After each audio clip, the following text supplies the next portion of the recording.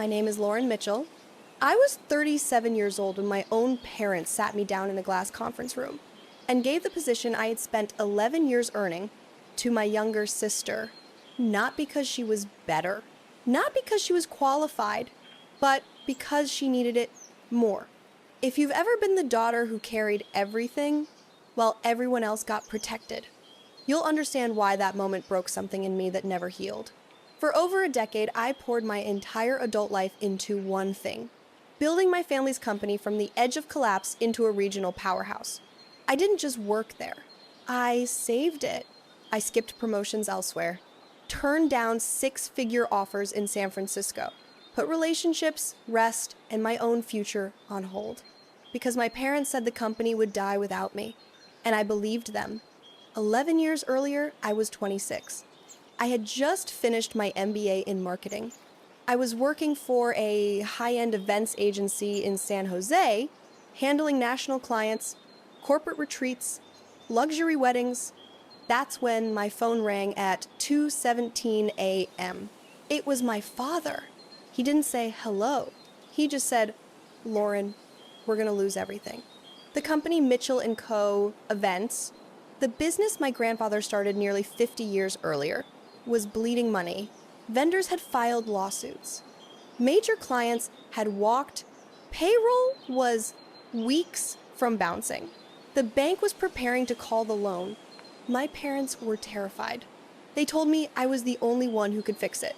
So I packed my life into boxes, left Silicon Valley, and moved back to Sacramento, California. I started the following Monday as operations manager. The office was chaos. Contracts were missing. Invoices were 6 months overdue. Half the staff had already quit. For the first 6 months, I did nothing but damage control, renegotiating with vendors who wouldn't even return calls, rebuilding trust one apology at a time, restructuring pricing so we weren't losing money on every event. I worked 12-hour days, sometimes 14. I slept with my laptop open. I answered emails during family dinners. I learned every weak spot in the business because I had to. Within 2 years, revenue increased 60%. We landed luxury weddings and corporate clients across Central California. The company turned profitable for the first time in almost a decade. People noticed. Clients trusted me. Vendors trusted my contracts. Employees came to me when something went wrong. Everyone assumed the next step was obvious. My parents saw the numbers, but praise was never their style. Every success came with reminders of my grandfather's legacy, comments about how I still had more to learn, subtle comparisons I was expected to swallow quietly. Meanwhile, my younger sister Emily lived a very different life. She drifted through community college, changed majors, changed cities, changed dreams. She was always finding herself, and my parents never pushed her the way they pushed me. I didn't complain. I told myself results matter more than recognition. By year 10, the company had doubled in size. We moved into a larger downtown office. We were being courted by clients from Los Angeles and the Bay Area. The creative director, who had been there since before I arrived, announced she was retiring. People started congratulating me. Vendors asked if they should send proposals directly to my inbox. Staff joked that the position already had my name on it. For the first time in years, I let myself believe this was finally my moment. That Friday, my father called a family business update. 15 minutes, he said. When I walked into the conference room, my mother was seated beside him. My sister was there. Her best friend sat casually against the wall, sipping coffee. That should have been my warning. Then, my father said the sentence that changed everything. After careful consideration, your mother and I have decided to appoint Emily as our new creative director, effective immediately. The room went silent. I didn't speak. I couldn't, because in that moment, I finally understood something I had spent 11 years refusing to see. The company I had saved was never really mine. I wasn't the heir. I wasn't the favorite. I was the solution until they didn't need me anymore. And this was only the beginning of the collapse. The meeting ended like nothing had happened. My parents stood up, smiling politely. My sister checked her phone again. Her friend laughed softly, like this was some cute milestone moment. No one asked how I felt. I walked back to my office, closed the door, and sat there staring at the wall for almost an hour. 11 years of fixing every broken system. 11 years of cleaning up messes I didn't create. And in 15 seconds, I was reminded exactly where I ranked in my own family. The following Monday, Emily showed up in a brand new designer outfit. Hair perfectly styled, makeup done professionally, confidence borrowed, not earned. She gathered the team and announced that her best friend, Sophie, would be joining immediately as her creative operations assistant. No posting, no interview, no discussion. Sophie's salary was 25% above the industry median for someone with zero large-scale event experience. My father signed the paperwork without hesitation. His explanation? We can afford to invest now. The company's doing well. The company was doing well because of systems I built.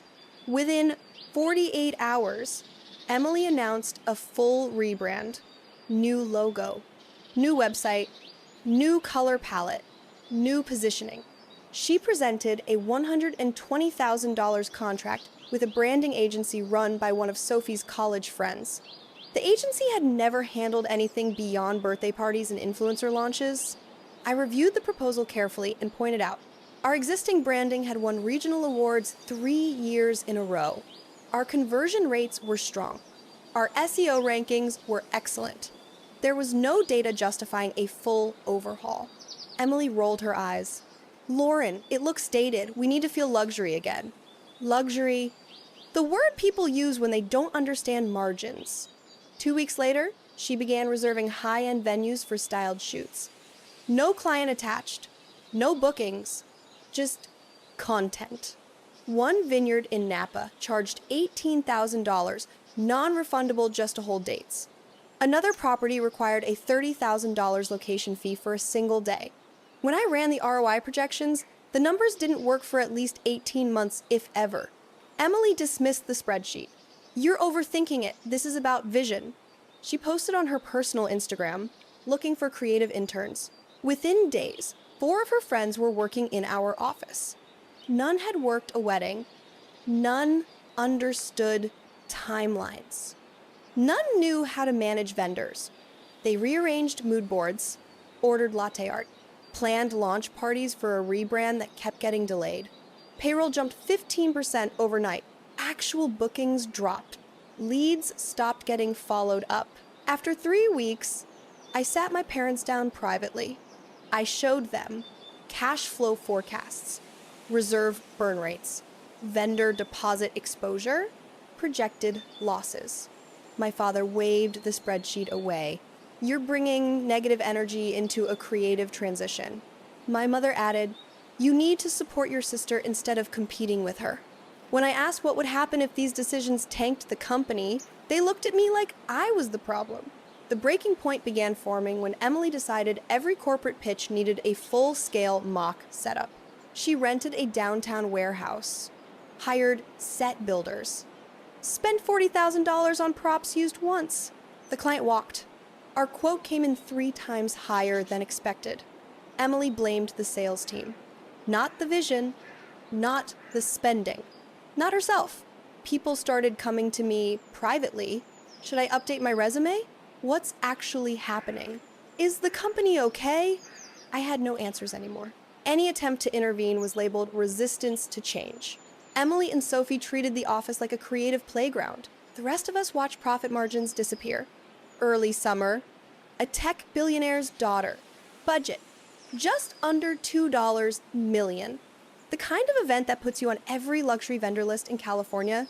Sophie handled the venue proposal. She sent renderings of a vineyard in Paso Robles. What she didn't do?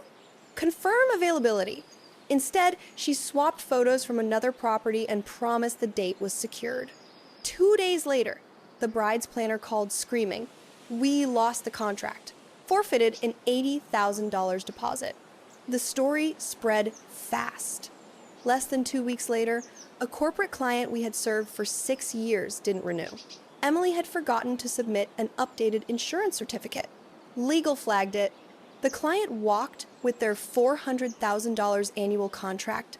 We spent another $30,000 trying to fix it. It didn't matter. By the end of the quarter, losses exceeded $400,000. Vendors demanded payment upfront. Cash flow slowed to a trickle. Burn rate stayed sky high. Resignations followed: head florist, lighting crew, 2 senior coordinators. We dropped from 38 employees to 19 inches 6 weeks. Most of the ones left were interns. Then the letter arrived. Formal notice of default, 2 missed payments, 30 days to cure, foreclosure on all assets tied to the loan, including the family home, the same house my parents once begged me to save. One Thursday night at 9 p.m., my parents showed up at my apartment, unannounced. My father held a thick folder of bank letters. My mother carried a bottle of wine like an apology. They looked older, tired, scared, and for the first time in 11 years, they said the words I never expected to hear. "We were wrong. Please come back. You're the only one who can fix this." I listened, and for the first time, I didn't rush to save them. They sat on my couch like strangers.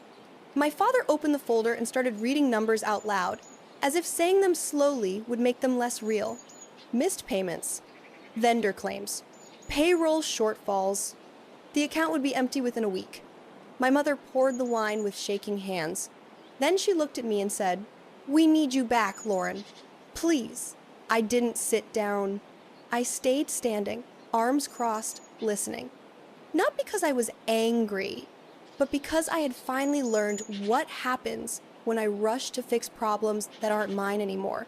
They told me Emily had agreed to step aside. Completely no creative control, no decision-making authority. They offered me the creative director title, full operational control, majority voting shares, anything I wanted, in writing. My father said, "This time you'll be protected." That word protected hit me harder than any insult ever had. Coming back wouldn't mean fixing mistakes. It would mean inheriting lawsuits already in motion, angry creditors, a damaged reputation, legal exposure I never approved. One wrong move, and I could be personally liable.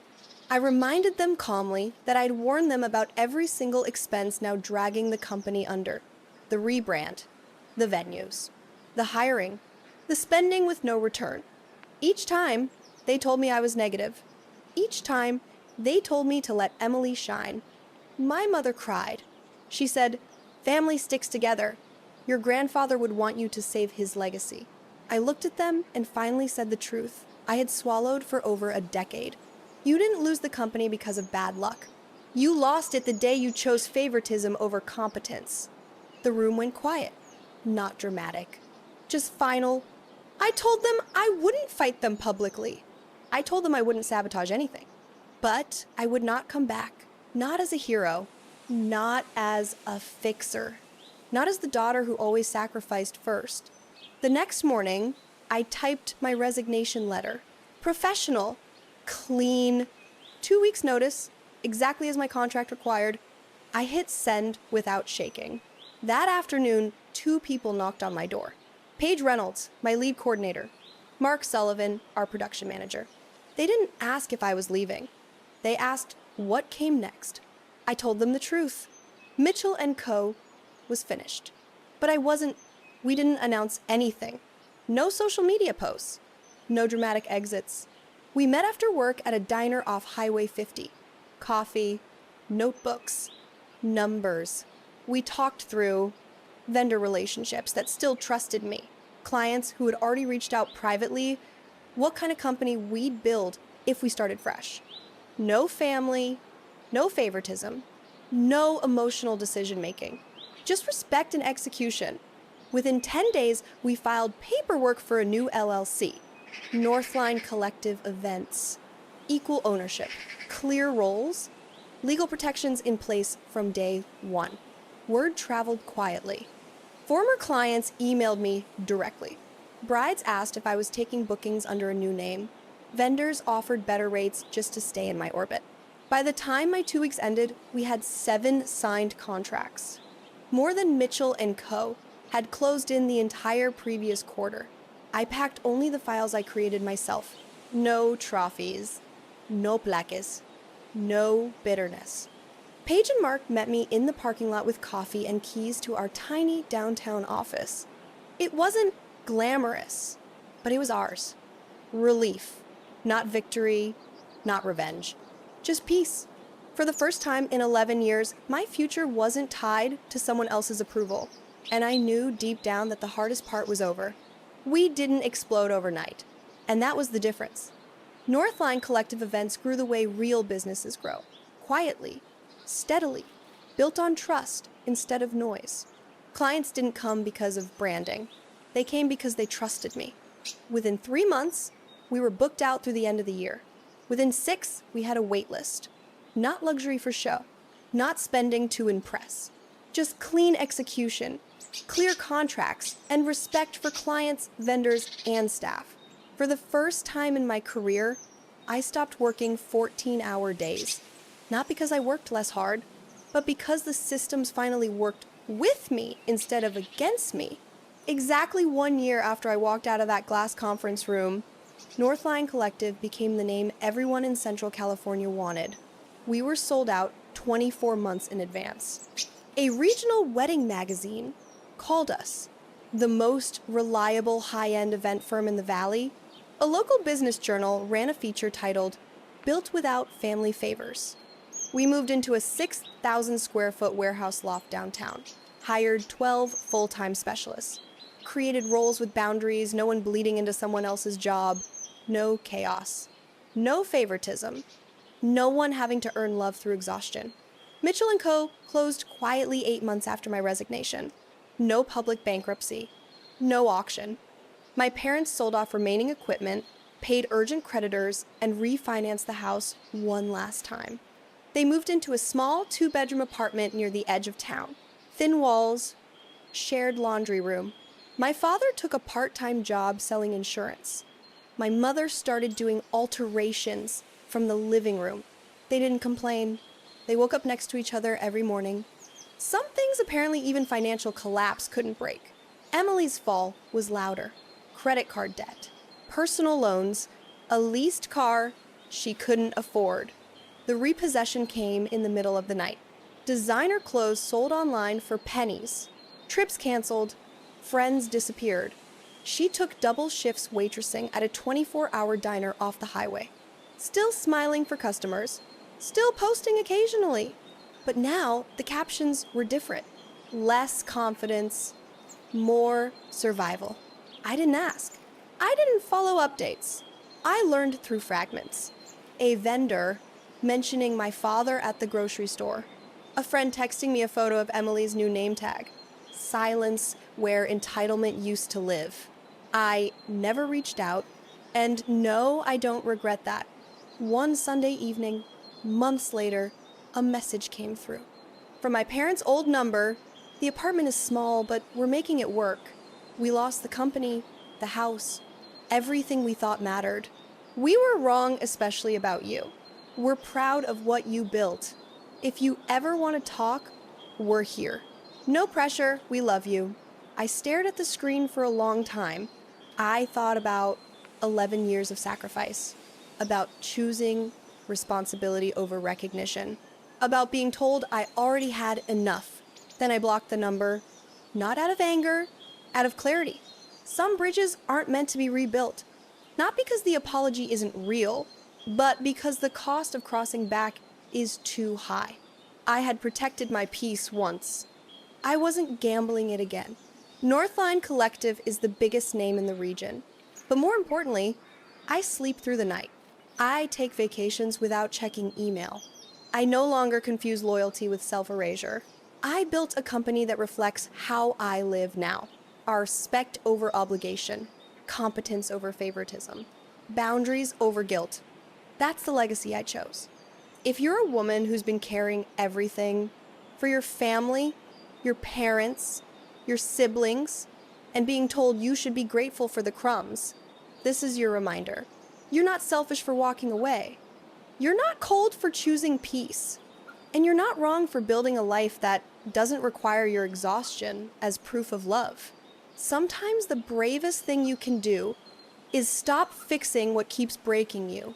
If this story felt familiar, you're not alone. And if someone you love is trapped in a family dynamic that's slowly draining them, share this with them. Sometimes hearing "it's okay to leave" is the permission they've been waiting for. Thank you for staying until the very end.